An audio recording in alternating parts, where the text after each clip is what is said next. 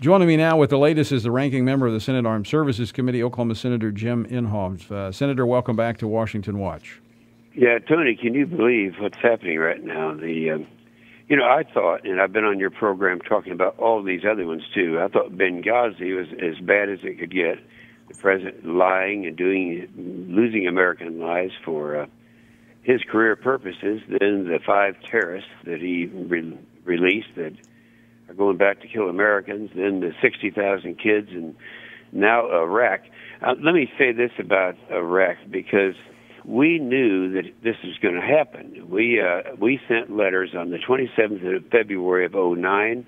I sent another one 2nd of August in 2010, then the 29th of October 2013, saying that if you do this withdrawal and you don't leave anything there in the way of the support that they have to have, and I'm talking about logistic, intelligence, and equipment, and some of that this is going to happen, and it did. I just got off the phone with a guy named Brian Hackler. He works for me in Oklahoma. I first met him in Fallujah, and you remember that's where they were doing the fingerprints back there, Tony, and he said, and he works for me now, but he was in the Marines.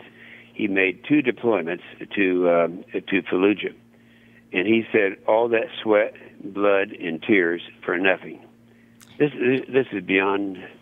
In fact, I believe Fallujah was one of the most intense battles that was fought there in Iraq.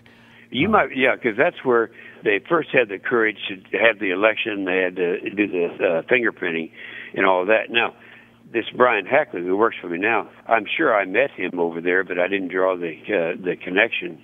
And that was all Marines in Fallujah, and they were going from house to house, and we lost a lot of lives there. And but just the total disregard for all the, as he said, the blood and sweat is just hard for me to fathom. Senator, it looks like our foreign policy has completely imploded under this administration. Yeah, you're even being generous with that statement. It's a matter of not just foreign policy, excuse me, Tony, but it's that they are doing things that militarily are just stupid and all these hearings, by the way, that they have these classified briefings that we had, like the one we had this morning. I almost don't mind talking about what they said because it's all so orchestrated. They always have 5 or 6 people from the administration, all of them agreeing with the president. And just like the thing that they went through in turning the terrorists loose, you might remember that started in the Rose Garden when Obama, claiming full control and ownership of that trade, we thought he'd be a real hero in bringing this one American home, until people realized that he turned loose the most vicious, heinous terrorists to go back to the fight with no security in terms of where they're going to go. Just taking the word for a bunch of people in Qatar and then all of a sudden, after he had total control of that and it didn't turn out, now it's Chuck Hagel's fault. And, of course, he testified, this is his recommendation to the president. So that's what we're watching now, is just all that cover. But these are things that are costing today American lives, Tony. This is not just an insignificant thing. Senator, we've been talking about this a lot lately, especially with the Bergdahl swap, and I'm going to ask you about that in a moment. But and people now are calling in on a regular basis and saying, I know this administration was incompetent, but I believe this goes beyond incompetence. I believe some of it's intentional. They're working they're working intentionally to undermine America, or they simply have no clue whatsoever. And, if I were to agree with that, I'd lose all credibility in going on, and because that'd be the first thing that they'd accuse me of. But I have to tell you, those people have every reason to believe what they're believing now. This couldn't just keep happening over and over again. On the Benghazi thing, and you and I talked about this early, the ambassador who lost his life was in my office right before he was deployed over there. He actually and I have a list on record for 3 months prior to the 9/11 Benghazi attack that they were planning to do it. He was pleading for reinforcements and for security, and he was rejected by the president. Then the 4 advisors, who are the CIA director, the director of intelligence, the chairman of the Joint Chiefs, and the Secretary of Defense, all 4 of them knew the very day that the annex was attacked in Benghazi that it was an organized terrorist attack. We have all of that now. They're just kind of rediscovering that, even though that happened over a year ago. To know these things are going on, and the 5 terrorists, we have a make on all of them. These are the guys that hang pregnant women from the trees, and these things that are just.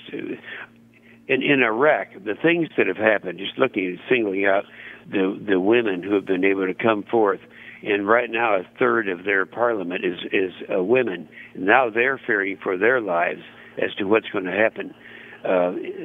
So these things are just beyond description. You're listening to Washington Watch. I'm your host, Tony Perkins, joined by Senator Jim Inhofe of Oklahoma. We're talking about events unfolding in Iraq in particular, but more broadly, the just unbelievably, just the foreign policy from this administration that I guess is non-existent. I don't know. It's beyond words to describe. You really have to wonder whose side they're on. Well, and I want to ask you about this because I know you're a veteran of the Army. I'm a Marine veteran, and I have heard, I mean, every day, as soon as I open up the phone lines here in just a moment, I can guarantee you I'm going to hear from veterans who are going to be talking about either the VA scandal, in which we've been lying, not only lying to our veterans, but lying about how we're treating our veterans. But then this Bergdahl swap, a guy who was who we have all the evidence suggests he walked away from his post, was a deserter at best, a traitor at worst, and we traded 5 of the Taliban's top commanders for him. They're having a hard time understanding that. Well, it's no wonder that I've got kind of an idea of what's behind that. First of all, I've said on a lot of programs that I think maybe we're spending too much time on Bergdahl. That causes people to not really realize that this horrible act was actually our president. It was Obama that turned these people loose, and these are the worst of the worst. But my feeling is this: this president has I would say several, but his primary goal, his obsession that's been there since before he was president, was to close Gitmo.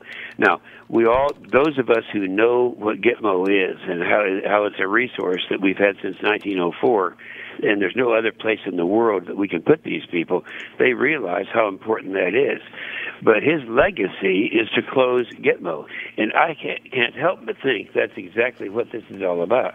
Because if you stop and think about it, he made 3 communications to the Taliban. The first one, we're going to release the 5 worst. You're real heroes there.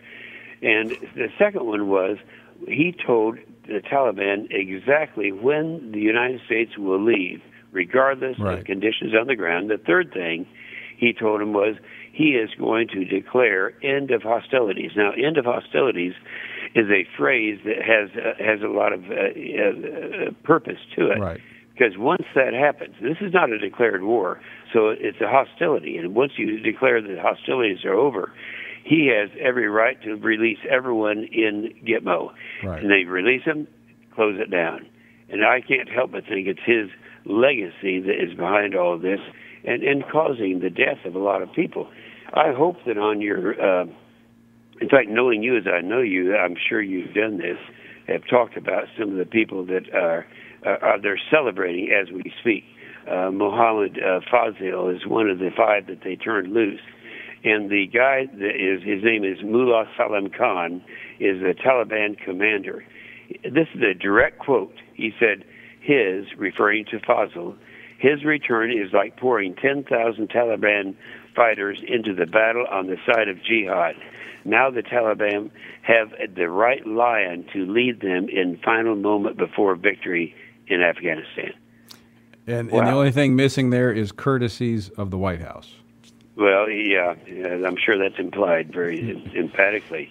So all this stuff put together, and I'm not defending, by the way, Bergdahl. He was, from all evidence that we have, from what people have said, he's somewhere between a deserter and a traitor. But again, that's not the big crime. The big crime Right. is the president. Absolutely. And Senator, one last question on that topic: Could this be the final straw? I mean, will we see Congress react because I've even seen some of your Democratic colleagues who have really been crying foul over this. Oh, they have, and I've been very proud of them. And I think particularly the 8, 9, well, actually it's closer to 10 endangered species. Those Democrat incumbents in the Senate are probably going to lose.